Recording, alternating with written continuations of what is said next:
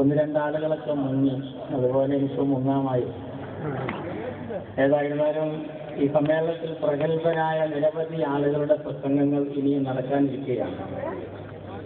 സമ്മേളനം കാണാൻ വേണ്ടി വന്നതായിരുന്നു ഹമീദ് മാസ്റ്റർ ഇങ്ങോട്ട് വിളിച്ചു വരുത്തിയത്. മുസ്ലിം ലീഗിന്റെ ഈ സന്തോഷം മുകളിലിരുന്ന് കാണാനുള്ള ആഗ്രഹം കൊണ്ട് ഇരുന്നു പോയതാണ്.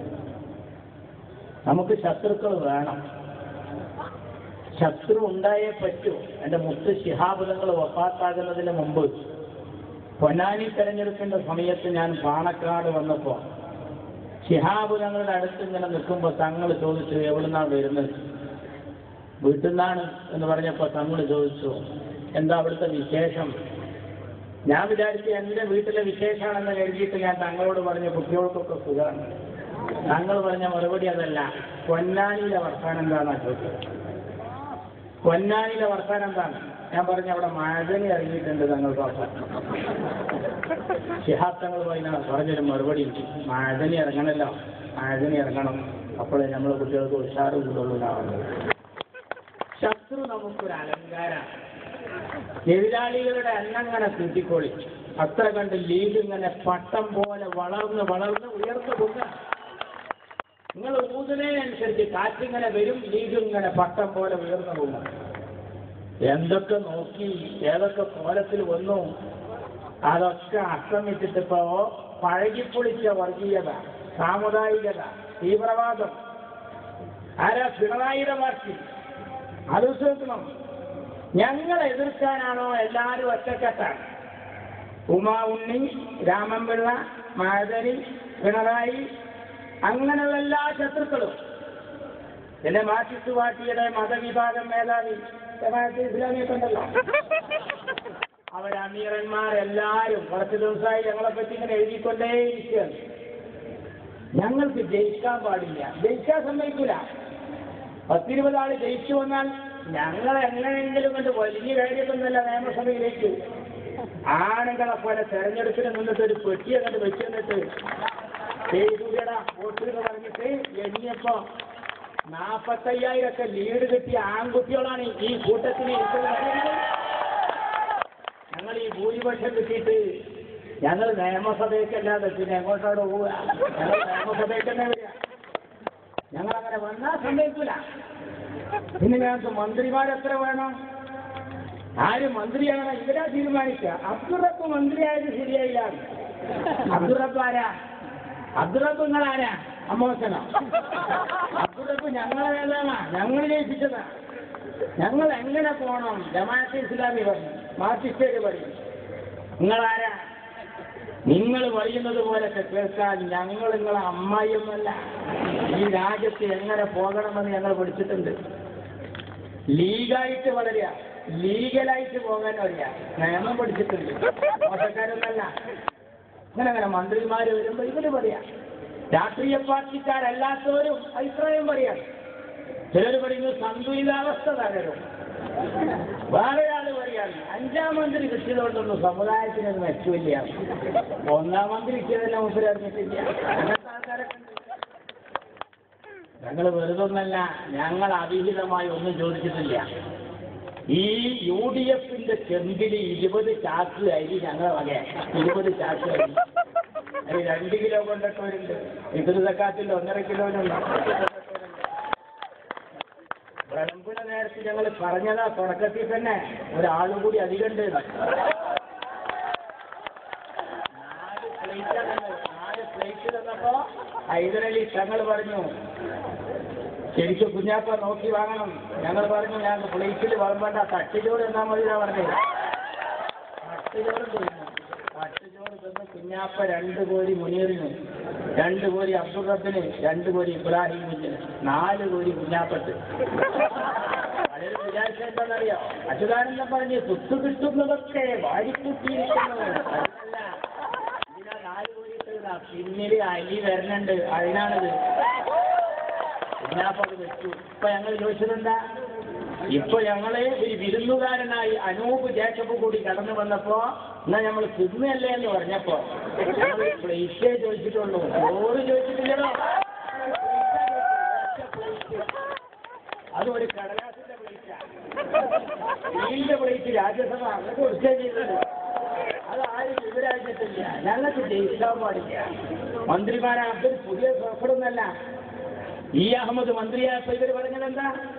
ഇന്ത്യ രാജ്യത്തിന്റെ മതേതരത്വത്തിന്റെ ചങ്കിനേറ്റ കുത്താണ് കുത്താണ് കുത്താണ്. ആ പറഞ്ഞ ആൾക്ക് പോളിറ്റി ബ്യൂറോന്ന് കുത്തു കിട്ടിട്ട് ഉയ്യാൻ വേണ്ടി തിരുവനന്തപുരത്തൊക്കെ പോയത്. എല്ലാ പ്രമാണിമാർക്കും തർത്തീപനുസരിച്ച് കിട്ടിക്കൊണ്ടിരിക്കുകയാണ്. ഞങ്ങൾക്കൊന്നും പാടില്ല. ജാതി മതം പറയാ. മൻമോഹൻ സിംഗിന്റെ ജാതി ഏതാണ് ഇപ്പോഴാണ് ജനങ്ങൾ അറിയുന്നത്. ഗ്യാനി സെയിൻ സിംഗിന്റെ മതമായിരുന്നു മൻമോഹൻ സിംഗിന് ഇപ്പോഴാണ് അറിയുന്നത്. അങ്ങനെയുണ്ടോ? മുസ്ലിം മന്ത്രി, സിഖ് മന്ത്രി, അങ്ങനെയുണ്ടോ? ഒരു ടീമല്ലേ നമ്മൾ. ഇപ്പൊ ഷറഫ് അലി ഉണ്ട് ഈ ടീമിൽ. ഇന്ത്യൻ ഫുട്ബോൾ ടീം പോകുമ്പോൾ ഷറഫ് അലി ഉണ്ട്, IM വിജയനുണ്ട്. അങ്ങനെയുള്ള ഒരു ടീമായിട്ട് പോകുമ്പോൾ ഷറഫ് അലി ചെയ്തിട്ട് കൊടുക്കുമ്പോൾ IM വിജയനെ കണ്ട ഇത് പട്ടിക ജാതിയല്ലേ. അങ്ങനെയൊക്കെ നല്ല ഇന്ത്യക്ക് ജന്മത്തിൽ ഗോളടിക്കാൻ പറ്റും. ഞങ്ങൾ മാന്യമായി പോവുക. ജയിച്ചാൽ അംഗീകരിക്കുക. എല്ലാ തെരഞ്ഞെടുപ്പ് കൊണ്ടുവരുമ്പോൾ ഞങ്ങൾ അവിടെ കണ്ടോളാം. ഇപ്പൊ നെയ്യാറ്റിക്കര കണ്ടോളാം. പിറവം നെയ്യോളം പറഞ്ഞ് പിറവത്ത് കാണാം. പിറവത്തിന്റെ വോട്ട് ഇങ്ങനെ എണ്ണുമ്പോ ചാനൽ മുഴുവൻ പറയാം. 10,000-ഓടടുത്തു. അനൂപ് ജേക്കബ് ഉജ്ജ്വല വിജയോ, ഉമ്മൻചാണ്ടിയുടെ ഭരണത്തിന് അംഗീകാരോ, ഇടതുപക്ഷം പൊട്ടിപ്പാളിസായി. എല്ലാ ചാനലും മനോഹരമായി പറയുമ്പോൾ ഞാൻ കൈരളി ചാനലൊക്കെ ഒന്ന് മാറ്റി നോക്കി. കൈരളി ചാനലിന് അപ്പൊ പാചകറാണി അച്ചാറുണ്ടാക്കുക. ജയിച്ചു എന്ന് പറയാ. സമ്മതിക്കൂല. യാതല്ല. എന്റെ മുത്ത് ശിഹാബുനങ്ങളെ പറ്റി KT പറഞ്ഞ വർത്താനുണ്ട്. എന്താ പറഞ്ഞാലിയോ? ഹൈദരലി തങ്ങൾ മുഹമ്മദ് അലി ശിഹാബുനങ്ങളെ പോലെല്ലാം മുഹമ്മദ് അലി ശിഹാബ് തങ്ങൾ നല്ല ആളായിരുന്നു എന്നാണ് ജലീൽ പറഞ്ഞത്. ആ നല്ല ആളാണ് എന്റെ ചെവി പിടിച്ചിട്ട് പുറത്തേക്കിട്ടത്. ഓർമ്മ ഉണ്ടാവും. മാത്രല്ല ഞങ്ങൾക്ക് രണ്ടും ഖലീഫാര, രണ്ടും ഞങ്ങൾ അമീറ. ഒന്ന് സിദ്ദീഖാണെങ്കിൽ ഒന്ന് ഉമറാണ് എന്നുള്ള വ്യത്യാസമേ ഉള്ളൂ. വേറെ വ്യത്യാസമില്ല. ഞങ്ങൾക്കറിയാം ഈ രാജ്യത്ത് എങ്ങനെ പോകണമെന്ന്.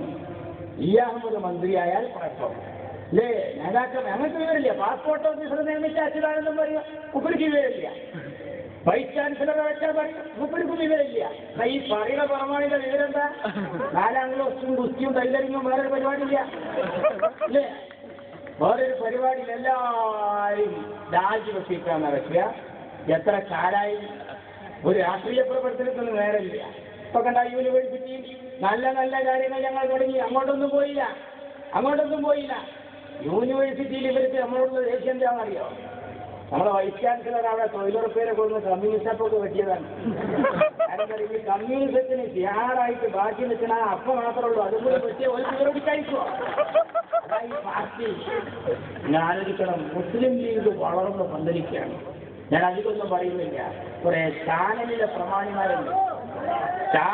പ്രമാണിമാര് സുനാമി നടക്കുമ്പോൾ എൻ്റെ കാല് ഭൂമിക്ക് താഴുമ്പോഴും ഞങ്ങളെ നെഞ്ഞത്തേക്കാണ്. ലീഗിനോട് നിങ്ങൾക്കിപ്പോൾ എന്തു തോന്നുന്നു?